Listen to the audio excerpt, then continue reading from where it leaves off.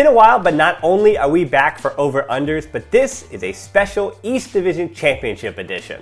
It's New York versus DC round 4, and that is counting the overtime affair in Colombia in the preseason. And in the regular season, the Empire were 12-0, an undefeated season. While the DC Breeze, yeah, they did fall the Empire 2 times this season, but they didn't lose to anybody else, including romping the Philadelphia Phoenix last weekend and beginning their championship push. For those who've been with me all season long, you know that I've been hit or miss with my over-unders. But because this is a playoff edition, I'm going to promise this time it's going to be different. And the reason this over-under will be a bit different is because in honor of the playoffs, I'm going to keep things nice and broad so I can talk about a number of things that I'm looking at in advance of this game. And that's why my first over-under is about the star players. When it comes to the playoffs, it comes to the brightest of lights, we need to talk about the guys, the MVP candidates, who really move the needle for fans. So my first over-under is at least 2 MVP candidates have huge games this weekend. And since one of these teams is the #1 seed from a year ago, and the other one is the first AUDL franchise to have 2 undefeated regular seasons, doing it in 2019 and in 2022, I'd say we've got some pretty good choices on the board. And this over-under becomes even more likely because knowing Darryl, Stanley, and Charlie Hoppus and Anthony Nunez for the Empire, when the playoffs comes, it means that those benches, not even benches, but those rotations get a bit shorter. You see a lot more crossover between O and D lines and vice versa, and you do rely on your stars.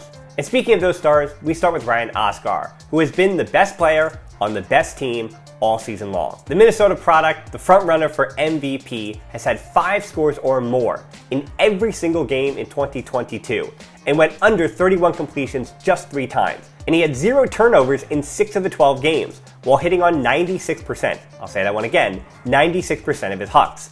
67 assists, 6,069 total yards, with 26 goals and 2 blocks. This was an outrageous offensive year for Osgar.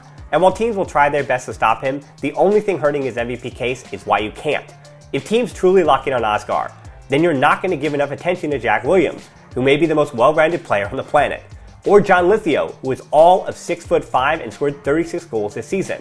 And you can't give Lithio too much space to operate. And if you key on Oscar, that means there's way too much space downfield for the next guy on our list, that's Jeff Babbitt.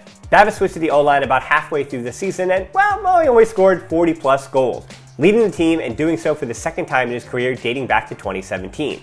Yeah, his 48 goals and 2,681 receiving yards is impressive, but it's the 0 drops that stands out. He's not just a bull in a china shop. He's not just the juggernaut who has conquered the sky. He's a constant threat who creates as much space with his legs, his underrated speed, and tireless work rate as he does with his broad shoulders. Osgar and our next Empire player may be in the MVP conversations, but that's just because it's uncomfortable to put 3 different MVP players in said conversation when so many teams are fighting to get their player in there too. And taking Babbitt's place on that vaunted D-line was just a 2-time MVP who put together, prior to this season, one of the best 3-season stretches of offensive productivity the league has ever seen. Then Yacht moved to that D-line 6 games into the year. And I want to remind you of the cliche that defense wins championships. The New York Empire are first in goals allowed per game at just 16.8, and first in opponent offensive efficiency at 42.3%. There aren't many athletes like Yacht in the league, but unlike some of the other giants of the game, he doesn't leave you with the question of what if. Players like him often leave us wanting more, but Yacht creates some jealousy due to the fact that he is the player he could be. He was still top 10 in the league in total scores with 78. He scored 46 goals and still clocked 3,284 receiving yards. He still averaged 3 goals a game while on the D-line. Double teams, pulls, 117 blocks in 81 regular season games. If you want to have the conversation that Ben Yacht is still the best player in the AUDL, I think we can still have that conversation. And lastly, it's not like the DC Breeze aren't coming into this game with a former MVP, and a current MVP candidate at that. Like the Empire, DC bolstered their defense at the top and bottom of their roster.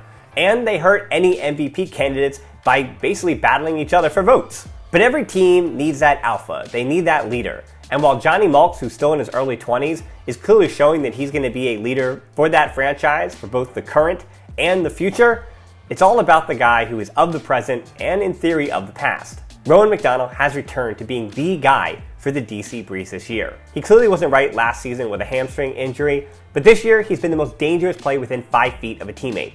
Rowan has thrown every single throw you could think of this year, doing so in a way that has coaches wondering what's a bad throw and what's a good throw. Fortunately for them, they can answer that it's a bad throw for most players, but most players aren't Rowan McDonald. For those who said the bell was tolling last year for the 33-year-old, they're looking quite silly now.